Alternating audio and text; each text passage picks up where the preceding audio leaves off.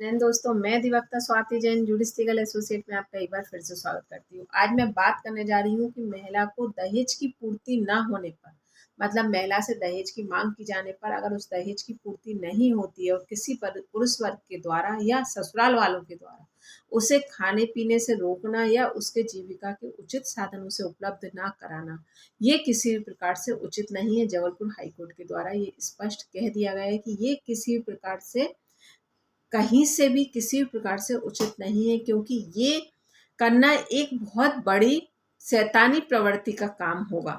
तो यहाँ पर जो मामला है वो मैं आपसे डिस्कस करने वाली हूँ। जानकारी पूरी पाने के लिए वीडियो में बने रहिए। और अगर अभी तक आपने मेरे चैनल को सब्सक्राइब नहीं किया है तो मैं आपसे रिक्वेस्ट करूँगी कि मेरे चैनल को सब्सक्राइब कर लीजिए ताकि आने वाली वीडियो की नोटिफिकेशन आपको मिल सके।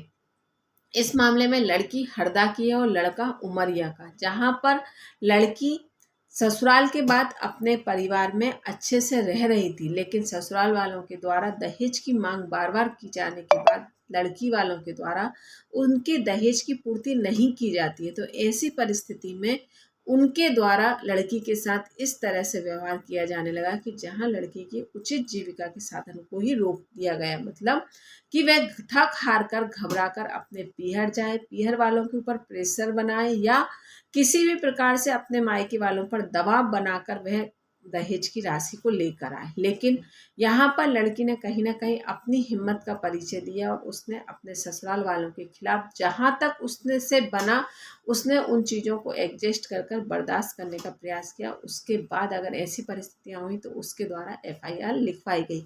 और मैं आपसे अक्सर, अगर आप मेरे चैनल पर रहते हैं या आप मेरे सब्सक्राइबर हैं तो आप मेरे वीडियो में अक्सर देखते होंगे कि मैं आपसे यही कहती हूँ कि 20% लड़कियां जिनके साथ प्रताड़ना हो रही है वह आखिरी हद तक प्रयास यही करती हैं कि हमारा परिवार बच जाए।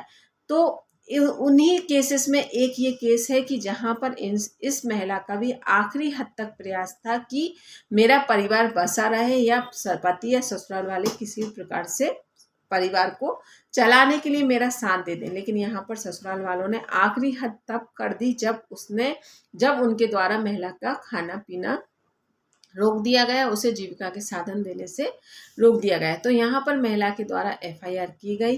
फैमिली कोर्ट के द्वारा महिला की सुनवाई भी हुई, क्योंकि स्वाभाविक है महिला यहाँ सही थी। जब उसके द्वारा पूरे पक्ष रखे गए तो यहाँ फैमिली कोर्ट के द्वारा भी उसके पक्ष में आदेश दिया गया है। लेकिन पति यहाँ पर संतुष्ट नहीं था, तो पति के द्वारा जबलपुर हाई कोर्ट में अपील लगाई गई। और जब जबलपुर हाई कोर्ट में इस अपील को देखा गया तो यहाँ पर कहा गया, हाई कोर्ट के जस्टिस GS अहलूवालिया की एकल पीठ ने पत्नी द्वारा दर्ज कराई गई एक एफआईआर को रद्द करने की मांग वाली पति की याचिका को खारिज कर दिया गया। और ये कहा गया कि इस एफआईआर में जो भी तथ्य लिखे गए हैं वो पूर्णतः सत्य है। महिला ने अपने प्रयास पूरी तरीके से किए इस परिवार को चलाने के लिए, लेकिन जो उसके द्वारा एक एक तथ्य लिखा गया है तो वह पूर्णतः सही है। और यहाँ पर पुरुष वर्ग और पुरुष का परिवार पूरी तरीके से गलत है। तो यहाँ पर इस तरह की याचिका को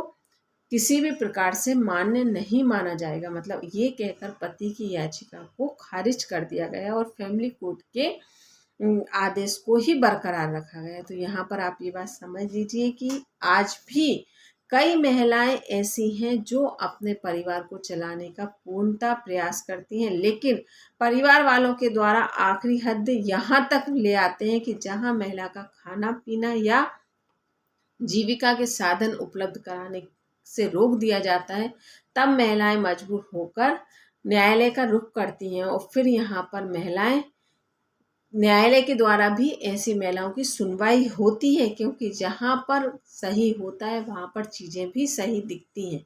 तो यहाँ पर महिला के द्वारा जो भी पक्ष रखा गया वो पूर्णतः सही पाया गया। तो जबलपुर हाईकोर्ट के द्वारा पति की याचिका को खारिज कर इस तरह से आदेश दिया गया है कि नहीं, महिला सही है और उसको जो फैमिली कोर्ट के द्वारा आदेश दिया गया है उस आदेश को बरकरार रखा जाएगा। धन्यवाद।